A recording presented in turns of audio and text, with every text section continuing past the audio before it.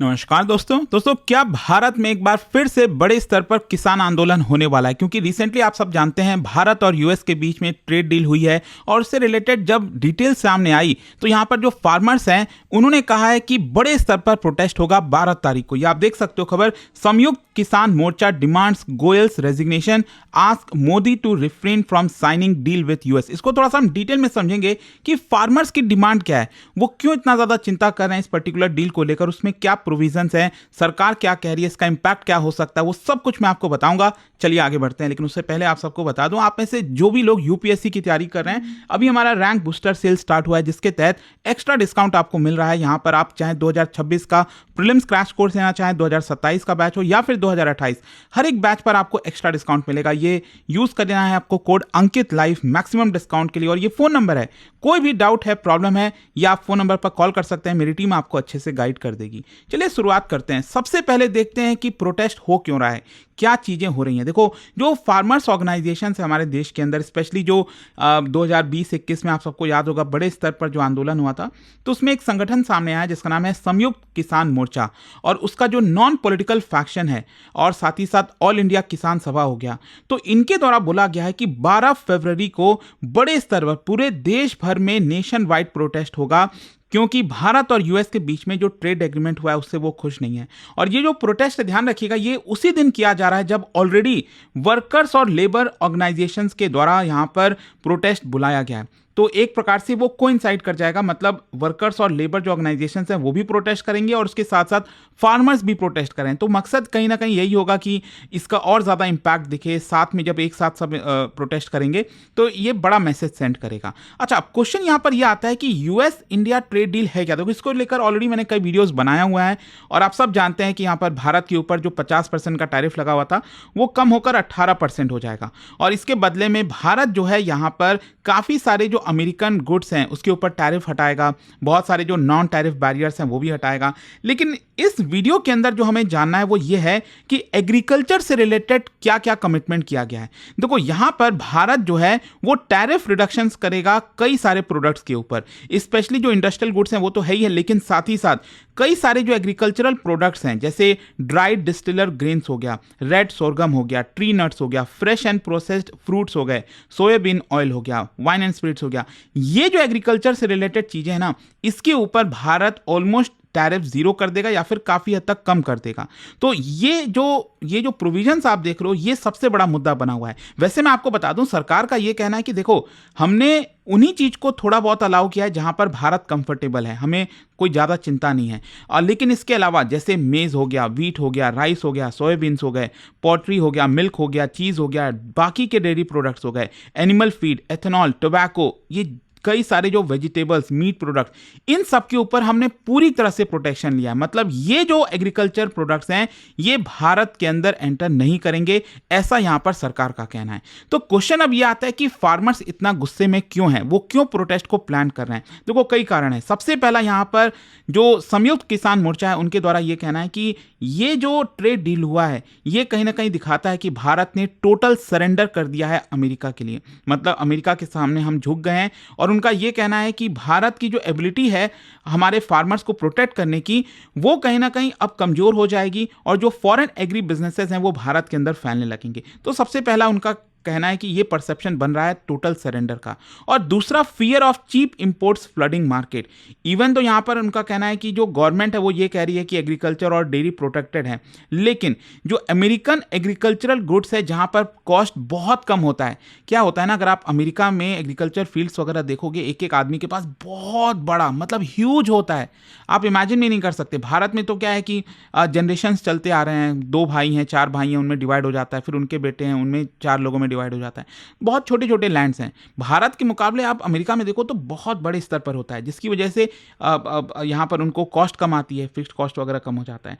तो यहां पर फार्मर्स का यह कहना है कि जैसे ड्राइड डिस्टिलर्स ग्रेन भारत सरकार ने अलाउ किया है, सोयाबीन ऑयल हो गया, एनिमल फीड कई सारी चीज़ें हैं जो भारत के मार्केट में ओवरवेल्म हो जाएगा, हम उसको compete ही नहीं कर पाएंगे, क्योंकि यूएस के अंदर ये सारी चीज़ें हैवी सब्सिडाइज्ड हैं, बहुत सस्ते में वो बना लेते हैं, और बहुत सस्ते दाम पर भारत में जब ये एंटर करेगा तो कोई इंडिया वाले सामान को क्यों खरीदेगा, इस तरह की चीज़ों को वो अमेरिका वालों को ही खरीदेंगे। तो ये कहीं ना कहीं जो मेन टेंशन है फार्मर्स को लेकर वो आपको दिख रहा होगा। दूसरा है contradictory government assurance. Basically union का ये कहना है कि गवर्नमेंट पब्लिकली तो कह रही है कि हम अब एग्रीकल्चर और डेयरी सेक्टर्स को एक्सक्लूड किए हुए हैं, ऐसा नहीं है, लेकिन जब डिटेल सामने आया तो उसमें दिखा साफ साफ कि बहुत सारी चीज़ें हैं जो कि अलाउ की गई हैं। जैसे कि अगर आप देखोगे तो वैसे मैंने एक वीडियो बनाया भी था, आपको बताया था कि किस तरह से जो पीओके है, एक्साइज चिन्ह है, उसको अमेरिका ने अपने मैप में भारत को ही दिखाया है। लेकिन इसी मैप में अगर आप ध्यान से देखिए तो अमेरिका ये दिखा रहा है कि अमेरिका से बहुत सारे जो यूएस ट्री नट्स हो गया, रेड सॉर्गम हो गया,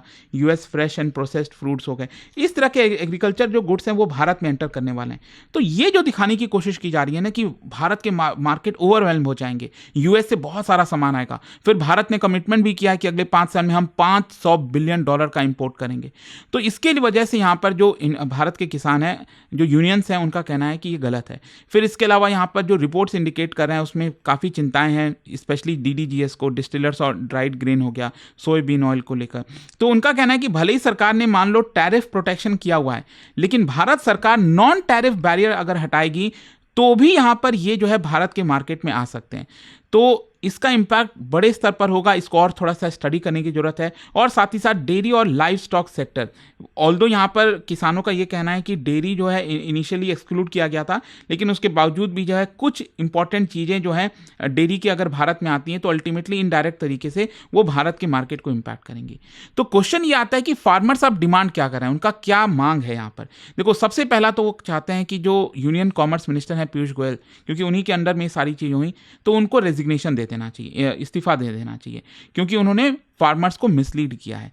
फिर इसके अलावा पॉलिसी चेंजेस की बात कर रहे हैं, मतलब गवर्नमेंट को ये ट्रेड डील रेटिफाई नहीं करना चाहिए। देखो, साइन भी, मतलब एक मान लो एक बार सरकार साइन भी कर देती है तो साइन से वो लागू नहीं होता। क्या है कि आपको अपने पार्लियामेंट में उसको रेटिफाई करना होता है। तो किसानों का ये कहना है कि आप साइन मत करिए और रेटिफाई भी मत करिए उसको, यहाँ पर क्लैरिटी और ट्रांसपेरेंसी लाइए, तब जाकर ये डील होना चाहिए। और इसी की वजह से यहाँ पर फार्मर्स का संगठन यूनियन का कहना है कि जो लार्ज लेवल पर प्रोटेस्ट है, चाहे विलेजेस हों, रूरल एरियाज़ हों, वहाँ पर किए जाएंगे। वर्कर्स, स्टूडेंट्स और भी बहुत सारे ऑर्गेनाइजेशंस हैं, उनको साथ में लिया जाएगा, वो पार्टिसिपेट करेंगे। और सिम्बॉलिक एक्शंस होगा 12 तारीख को। बेसिकली जो पुतले होते हैं ना लीडर्स के, हो सकता है पीयूष गोयल साहब के, पीएम मोदी के, तो वो पुतलों को जलाने की कोशिश की जाएगी। इस तरह की चीज़ें होंगी क्योंकि उन्होंने धोखा दिया है। फिर यहाँ पर अब क्वेश्चन है कि गवर्नमेंट का क्या रिएक्शन आ रहा है। देखो, गवर्नमेंट का स्टैंड ये है कि ये जो हमने ट्रेड डील करने जा रहे हैं, इसकी वजह से दोनों देश के जो इकोनॉमिक टाइज हैं वो बहुत मजबूत होगा। इसकी वजह से मेक इन इंडिया बढ़ेगा और फार्मर्स को हमने प्रोटेक्ट किया हुआ है, ऐसा सरकार का कहना है। देखो, सरकार यही कह रही है कि जहां जहां पर थोड़ा बहुत हम कर सकते थे, क्योंकि अल्टीमेटली ट्रेड एग्रीमेंट एक समझौता होता है ना, कुछ चीज़ें हमें यहाँ पर रिलीज़ करनी पड़ती हैं, कुछ चीज़ों पर हमें थोड़ा सा बैक में जाना पड़ता है। और जहाँ पर भी हमें एकदम स्ट्रिक्ट होना था, रेड लाइन था, डेयरी और स्पेशली बहुत सारे एग्रीकल्चर प्रोडक्ट्स, हमने उसके ऊपर रेड लाइन लगा दिया है कि उसको हम अलाउ नहीं करेंगे। तो गवर्नमेंट का ये कहना है कि जो हाई प्रायोरिटी एग्रीकल्चर स्टेपल्स हैं, वीट है, डेयरी है, वो तो ट्रेड का पार्ट ही नहीं है, तो फिर आप क्यों प्रोटेस्ट कर रहे हो। लेकिन साथ ही साथ जो अपोजिशन पार्टीज़ हैं, बाकी के पॉलिटिकल पार्टीज़ हैं, वो भी क्रिटिसाइज कर रहे हैं। उनका कहना है कि गवर्नमेंट जो है वो अनइक्वल एक्सेस दे रही है अमेरिकन गुड्स के ऊपर, जो कि भारत के एग्रीकल्चर और सेक्टर्स के ऊपर काफ़ी इंपैक्ट करेगा। तो अपोजिशन पार्टीज़ का कहना है कि आप इसको लेकर एक फुल डिबेट कर ली पार्लियामेंट में। अब आई डोंट नो पार्लियामेंट चलती भी है, नहीं चलती, आज तक तो मैं कभी देख ही नहीं पा रहा हूँ। पिछले कुछ वर्षों से पार्लियामेंट मतलब बस हल्ला गुल्ला ही सुनता है। अब जब खोल लो टीवी, हल्ला गुल्ला, उसके बाद थोड़ी देर में आपका स्थगित कर दिया जाता है। नो मतलब क्या ही होगा, पार्लियामेंट में चल रहा है, नहीं चल रहा है, बस बिल पास हो जा रहे हैं। खैर, जो भी है, यहाँ पर अब क्वेश्चन आता है कि इसका हिस्टोरिकल कॉन्टेक्स्ट भी समझिए। देखो, ये इंपॉर्टेंट इसलिए हो रहा है क्योंकि 2020-21 में आपको याद होगा कितने बड़े स्तर पर और कितना लंबा जो किसानों का प्रोटेस्ट है। इनफैक्ट आपको याद हो तो लाल किले पर ट्रैक्टर आ रहे थे, मतलब किस तरह से दिल्ली के सड़कों पर हो रहा था 26 जनवरी का, मुझे याद है वो दिन। तो इस तरह की जो चीज़ें हो रही हैं उसके कॉन्टेक्स्ट में आपको समझना होगा। जो फार्मर्स से रिलेटेड चीज़ें वो काफ़ी सेंसिटिव हो जाती हैं भारत के अंदर, क्योंकि इनकम के ऊपर इम्पैक्ट करता है और देश की बहुत बड़ी आबादी आज भी फार्मिंग से ही जुड़ी हुई है। तो दैट इज़ वाई इसका कॉन्टेक्स्ट आप समझिए। और इसका ओवरऑल इम्पैक्ट क्या होगा, देखो, भारत के एग्रीकल्चर पर इम्पैक्ट की बात करें तो फार्मर्स का आर्गूमेंट ये है कि इसकी वजह से स्मॉल और जो मार्जिनल फार्मर्स हैं वो बहुत ज़्यादा हिट होंगे। ये साथ ही साथ भारत जो है जहाँ पर बड़ा वर्क फोर्स है वो एग्रीकल्चर के ऊपर डिपेंड करता है, जीडीपी में काफ़ी कंट्रीब्यूट करता है, वो सब कुछ इंपैक्ट होगा। लेकिन जो सपोर्टर्स हैं उनका कहना है कि देखो बायलैटरल ट्रेड बढ़ेगा, इन्वेस्टमेंट फ्लो बढ़ेगा, सप्लाई चेन कॉपरेशन होगा, भारत का जो पोजीशन है ग्लोबल मार्केट में वो बढ़ेगा। अल्टीमेटली इससे फार्मर्स को भी फायदा होगा, जब मार्केट ओपन होगा वो भी कॉम्पिटिटिव होंगे। खैर कुछ अब लास्ट में जाने से पहले, क्योंकि आई होप आपको समझ में आ जाएगा, लेट्स सी 12 तारीख को होता क्या है यहाँ पर, लेकिन जाने से पहले आप सबके लिए बड़ा इंटरेस्टिंग क्वेश्चन है क्रॉप से रिलेटेड। क्या आप बता सकते हो कि इनमें से कौन सा क्रॉप ऐसा है, व्हीट, राइस, शुगर केन और बार्ले, कौन सा ऐसा क्रॉप है जो सबसे ज्यादा सेंसिटिव है फोटो पीरियड से? फोटो पीरियड का मतलब होता है डे का लेंथ, तो उससे सबसे सेंसिटिव कौन सा क्रॉप है? और इसका राइट आंसर आप सब जानते हैं, मेरे इंस्टाग्राम पर तो मिलेगा ही, वहां पर अगर आप नहीं हो कोई बात नहीं, टेलीग्राम से ले सकते हैं इसका सही उत्तर। और जैसा मैंने आपको बताया, अगर आप यूपीएससी की तैयारी कर रहे हैं, कोई भी बैच चाहते हैं, आपको बस यूज करना है ये कोड अंकित लाइव मैक्सिमम डिस्काउंट के लिए, और ये फोन नंबर है, कोई भी डाउट है, प्रॉब्लम है, इस पर कॉल करिए, मेरी टीम आपको अच्छे से गाइड कर देगी। दोस्तों यूपीएससी का गोल बड़ा होता है और इस जर्नी में सही गाइडेंस और मेंटरशिप बहुत जरूरी होती है, इसलिए स्टडी IQ IAS लेकर आया है आपके लिए यूपीएससी 2027 की कंप्लीट फाउंडेशन प्रिपरेशन एक स्ट्रॉन्ग और स्ट्रक्चर्ड अप्रोच के साथ। हमारा फाउंडेशन कोर्स 3 लैंग्वेजेस में अवेलेबल है, इंग्लिश, हिंदी और इंग्लिश। अब आप अपनी पसंद की लैंग्वेज में तैयारी शुरू कर सकते हैं, same syllabus, same expert faculties और सेम क्वालिटी गाइडेंस के साथ। इस कोर्स में आपको मिलेगा टॉप फैकल्टीज का एक्सपर्ट गाइडेंस, प्रीलिम्स से इंटरव्यू तक complete coverage, daily live evening classes, structured notes, previous year questions and test series. साथ में मिलता है dedicated mentorship throughout the journey. Seats limited है और अगर आपका टारगेट यूपीएससी 2027 है तो यह बिल्कुल सही वक्त है शुरुआत करने का। बस स्टडी IQ ऐप खोलो, P2I बैच सर्च करो, यूज करो code Ankit live ANKITLIVE for maximum discount और अपना एनरोलमेंट कंप्लीट करो।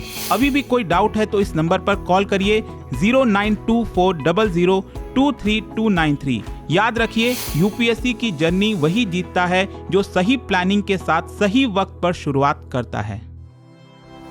स्टडी IQ IAS, आपका सिलेक्शन हमारा मिशन।